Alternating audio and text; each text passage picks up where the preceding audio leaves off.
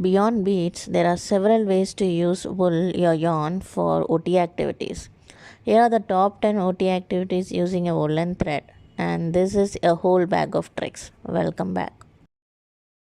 This is a very good activity for visual perception and fine motor skill. In this activity, I made her to use only one hand to push in the yarn on the lines. You can increase the complexity by making your child use his non-dominant hand too. As the next level, to increase complexity, you can go for shapes like circle, square, rectangle, and so on. Second activity. Pushing a thread into a hole is a hard activity in itself. However, pushing two woolen threads into the same hole would be even harder. It requires a lot of patience. While pushing the second thread, the first thread would easily come out of the hole. This activity requires a lot of precision and fine motor skill. Third activity. Pushing a bead through a thread is not the same as pushing a thread through a straw.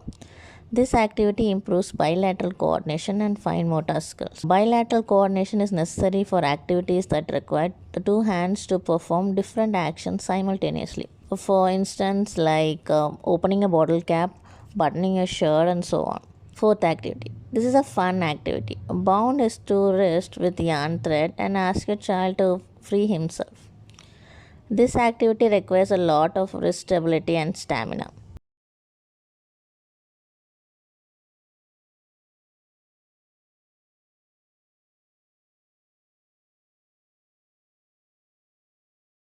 In this activity, roll the thread in one hand.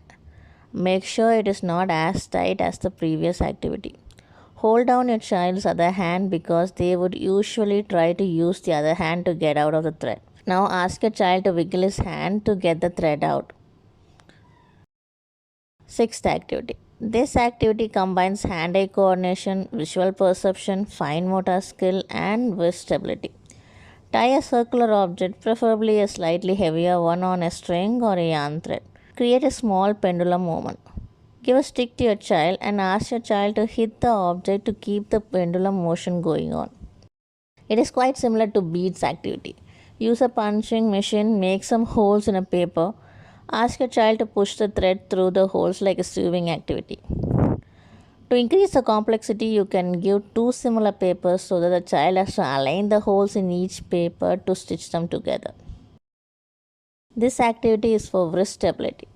Give a weightless object like a straw. Ask the child to pick up the threads from the table one by one.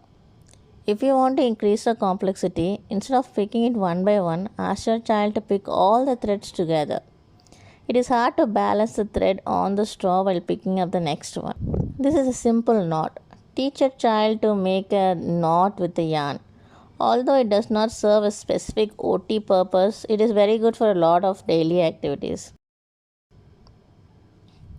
The last activity is a fun one. Pour some thick lotions on a plain surface. Give a thread and ask your child to spread the lotions evenly with the thread. Thank you. I will get back to you next week with a different video. Keep watching.